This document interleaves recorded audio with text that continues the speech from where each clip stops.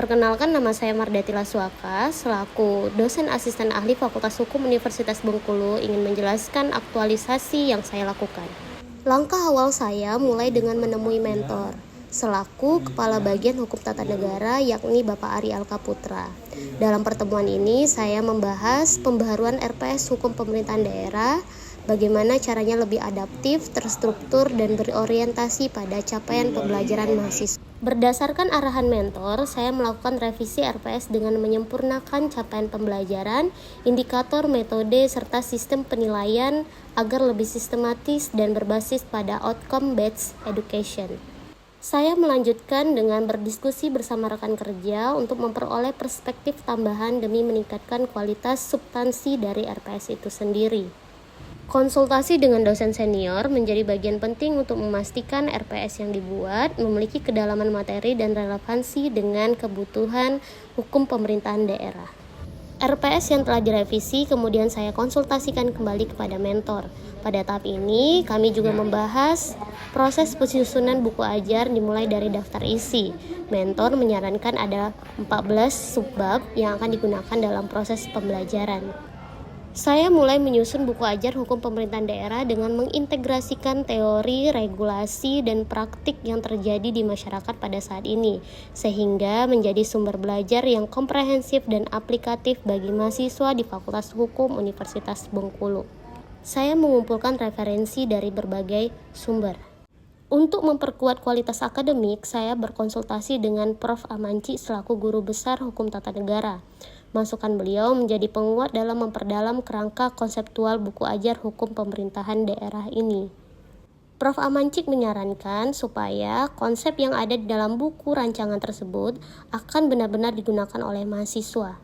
Saya juga berdiskusi dengan praktisi hukum Bapak Muslim Caniago untuk memastikan buku ajar memiliki relevansi praktis dengan dinamika hukum yang ada di lapangan. Setelah dilakukan penyempurnaan, saya kembali kepada mentor untuk memperoleh persetujuan akhir sebelum diajukan kepada Dekan Fakultas Hukum. Saya kemudian menemui Dekan Fakultas Hukum Universitas Bengkulu untuk mempresentasikan secara komprehensif rancangan buku ajar hukum pemerintah daerah yang telah saya susun. Dalam pertemuan tersebut, saya tidak hanya memaparkan sistematika dan substansi, tetapi juga menjelaskan landasan konseptual keterkaitan dengan capaian pembelajaran lulusan, serta relevansinya terhadap dinamika hukum pemerintahan Indonesia pada saat ini.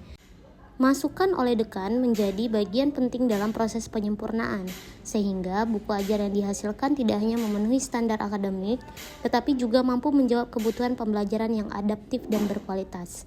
Setelah melalui proses diskusi dan perbaikan yang konstruktif, buku ajar tersebut akhirnya memperoleh pengesahan dari dekan sebagai bentuk legitimasi akademik.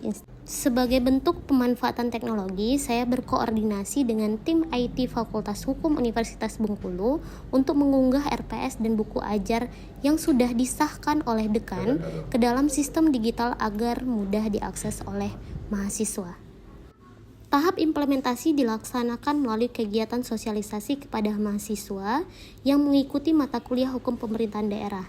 Pada tahap ini, saya tidak hanya menyampaikan keberadaan RPS dan buku ajar yang telah diperbaharui, tetapi juga menjelaskan secara rinci fungsi dan peran keduanya sebagai panduan utama dalam proses pembelajaran.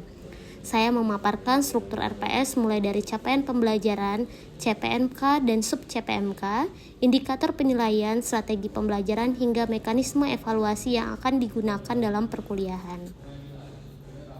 Mahasiswa diberikan kesempatan untuk bertanya dan menyampaikan pandangan. Melalui proses ini, saya meyakini bahwa pembelajaran yang baik tidak hanya dirancang, tetapi juga harus diperbaiki. Dengan semangat berakhlak, saya berkomitmen menghadirkan pendidikan hukum yang lebih berkualitas, relevan, dan berdampak bagi mahasiswa.